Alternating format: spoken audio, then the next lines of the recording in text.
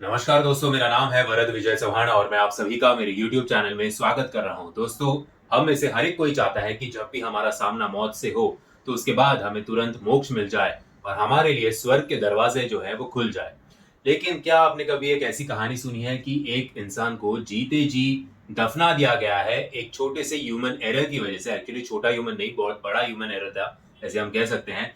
और दफनाने के 11 दिन बाद उसे उस ताबूत से, उस कॉफिन से उस इंसान को निकाला जाता है और निकालने के बाद ये पाया जाता है कि वो इंसान अभी भी जिंदा है। सोचो, उसके 11 दिन नर्क से भी बदतर जिंदगी जीते जी उसने जी होगी, ऐसे हम कह सकते हैं। और हाल ही में शाहरुख के जवान मूवी का एक गाना था जिसका नाम था जिंदा बंदा। तो इस कहानी के हिसाब से इस कहानी का टाइटल हम रख सकते हैं जिंदा बंदी। दोस्तों, कहानी है नॉर्थ ईस्ट ब्राजील के रोसेंगेला एल्बेला डॉस सैंटोस की। 37 साल की उम्र की ये महिला थी, शादीशुदा थी, लेकिन इसे एक भी बच्चा नहीं था। इसे बचपन से आदत थी रोसेंगेला को कि उसको चक्कर काफी आते थे। एक बार ऐसे ही जनवरी 2023 की बात है, यानी कि इसी साल की, ये पार्टी कर रही थी अपने पति के साथ। पार्टी करते समय इसे अचानक चक्कर आने शुरू हो गए, तो इसे तुरंत अस्पताल में जो है वो एडमिट कर दिया गया। अस्पताल में एडमिट होने के बाद इसके ऊपर ट्रीटमेंट चालू हुआ। ट्रीटमेंट के टाइम ही हॉस्पिटल वालों से इसके रिश्तेदार को ऐसे इन्फॉर्म किया जाता है कि ट्रीटमेंट के दौरान रोसेंगेला को 2 बार हार्ट अटैक्स आ चुके हैं और इसकी जो अभी फिलहाल स्थिति है वो थोड़ी क्रिटिकल है। सब घर वाले भी प्रे करते हैं कि अच्छी खासी अभी पार्टी कर रही थी और अचानक क्या हुआ पता नहीं।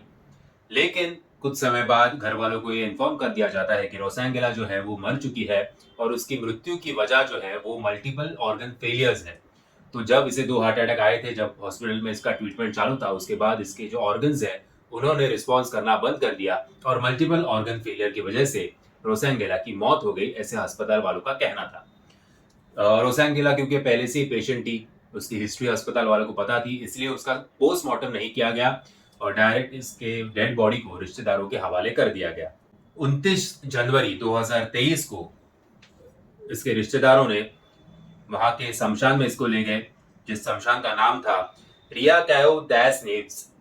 इस शमशान में पूरे जो क्रिश्चियन के रीति रिवाज होते हैं उसके अनुसार एक लकड़े के ताबूत में, एक लकड़े के कॉफिन में इसका शव जो है वो रखा गया और उस कॉफिन के ऊपर पत्थरों से एक एक ऊपरी लेयर बनाई गई, ऐसे हम कह सकते हैं, और इसे बाइज्जत दफना दिया गया। और टूम स्टोन पे इसका नाम लिखा गया, इसका जन्म का साल लिखा गया और मृत्यु का साल लिखा गया। अभी आपको पता है कि नॉर्मली ये शमशान जो होते हैं वो शहर से काफी दूर होते हैं, आउटस्कर्ट्स में होते हैं। लेकिन जैसे जैसे अभी इंसानों की आबादी बढ़ती जा रही है वैसे वैसे हमारी पॉपुलेशन जो है वो शमशानों के करीब करीब आती जा रही है। और ऐसे ही वहां पे भी शमशान के आजू बाजू में एक इंसानी बस्ती जो है वो बसने लग गई। अभी प्रॉब्लम ये हो रहा था कि शमशान में से इन बस्ती वालों को रोज रात को या किसी सुबह के टाइम या किसी को दोपहर के टाइम चीखने की आवाजें आने लग गई। उनके लोकल लैंग्वेज में बचाओ बचाओ ऐसी आवाजें आ रही थी, मुझे यहाँ से बाहर निकालो ऐसी आवाजें आ रही थी।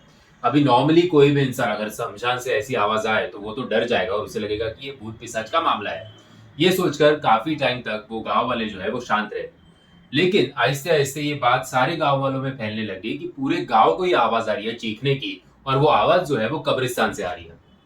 तो कुछ टाइम बाद इन गांव वालों ने थोड़ी हिम्मत दिखाई और ये ढूंढने का प्रयास गांव वालों ने किया कि आवाज एग्जैक्टली कहाँ से आ रही है। तो आवाज का डायरेक्शंस ले लेके, ऐसे भी नहीं है कि आवाज हमेशा दिन भर आती थी या रात भर आती थी। एक समय होता था जहां 5-10 मिनट 15-20 मिनट के लिए ये आवाजें आती थी।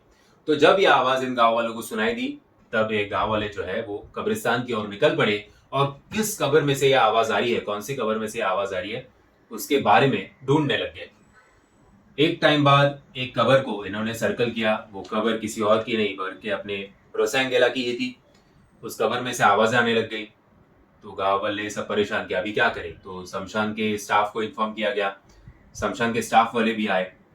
स्टाफ वाले आने के बाद जो टूम स्टोन पे जो इन्फॉर्मेशन लिखी होती है और जो रिकॉर्ड थे शमशान में, उस हिसाब से उनके रिश्तेदारों को, रोसेंगेला के रिश्तेदारों को बुलाया गया और कहा कि कब्र में से शायद रोसेंगेला की आवाज है, आप जल्दी से यहाँ पे आ जाओ। रिश्तेदार आए। रिश्तेदारों के परमिशन, रिश्तेदारों की आंखों के सामने वो कब्र जो है वो वापस खोदी गई। जब वो ऊपरी पत्थर जो है वो हटाए गए थे, जैसे आप इस फोटो में देख सकते हो, तो जो शमशान में जो स्टाफ वाले होते हैं उन्होंने एक चीज नोटिस की कि नॉर्मली जो कॉफिन होता है वो सीधा प्लेस किया जाता है, लेकिन ये कॉफिन पूरी तरह से टेढ़ा हो चुका था। तो फिर एक बार स्टाफ वाले भी, गांव वाले भी और रिश्तेदार भी परेशान किए, कॉफिन खुद ब खुद कैसे हिल गया। अच्छा, जब ये सब तोड़ने का काम चल रहा था तभी अंदर से कोई आवाज नहीं आ रही थी। सो अभी भी गांव वालों के इंफॉर्मेशन के आधार पर ही ये खुदाई जो है वो चल रही थी। कॉफिन को बाहर निकाला गया। कॉफिन जैसे ही खोला तब उन्हें ये पता चला, इस बात का एहसास हुआ कि रोसेंगेला का आवाज तभी नहीं आ रहा था, रोसेंगेला तभी बेहोश थी, लेकिन रोसेंगेला की सांसें जो है वो चल रही थी और रोसेंगेला का शरीर जो है वो पूरी तरह से गर्म हो चुका था, जैसे एक जिंदा इंसान का होता है। ऊपर से कॉफिन में या फिर रोसेंगेला के शरीर पे भी उसने काफी खून के धब्बे थे, जिससे एक बात साफ हो रही थी कि अगर यहाँ पे खून के धब्बे हैं तो रोसेंगेला ने काफी टाइम कॉफिन को मारा होगा, ताकि को किसी चांस वो उस कॉफिन से बाहर आ सके। अगर बाहर नहीं आ सकी तो बाहर तक तो आवाज जा सके। उसके सिर पे भी खून के निशान थे, शायद उसने सिर भी काफी टाइम कॉफिन से पटका होगा।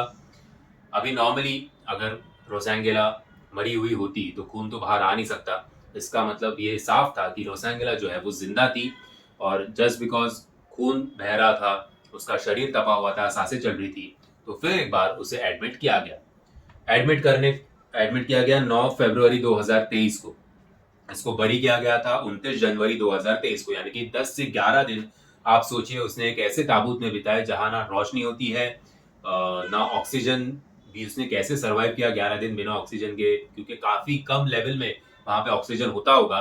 और अगर ये वाकई में वहां पे जोर जबरदस्ती कर रही थी कॉफिन के बाहर आने के लिए, तो दैट मीन्स इसने काफी सारा ऑक्सीजन कंज्यूम भी किया होगा। उसके बावजूद ये 11 दिनों तक उस कॉफिन में सरवाइव कर पाई। 9 फरवरी 2023 को हॉस्पिटल में एडमिट होने के बाद डॉक्टर्स फिर एक बार बोल रहे थे कि इसका सिचुएशन जो है वो काफी क्रिटिकल है, और 10 फरवरी को फिर एक बार, एक महीने में दूसरी बार रोसेंगेला को डेड घोषित कर दिया गया।